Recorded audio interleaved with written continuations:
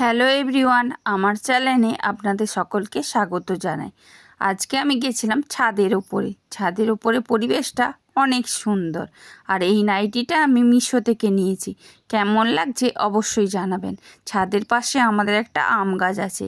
এই আম গাছটায় আমাদের সারা বছর আম হয়।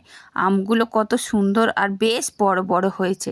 এইবারে কিন্তু আমের ফলন খুব একটা ভালো হয়নি, বেশিরভাগটাই নষ্ট হয়ে যাচ্ছে।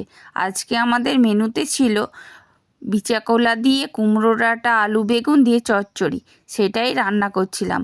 আর যা গ্যাসের ক্রাইসিস, উনুনই একমাত্র ভরসা। সত্যি বলতে গ্যাসের খুব ক্রাইসিস চলছে এখন। আর রান্না করা হবে আমাদের আলু দিয়ে কাঁঠাল এঁচোড়ের তরকারি।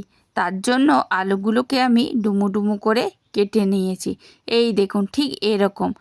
আর এঁচোড়গুলোকে আমি এই রকমভাবে বড় বড় পিস করে কেটে নিয়েছি।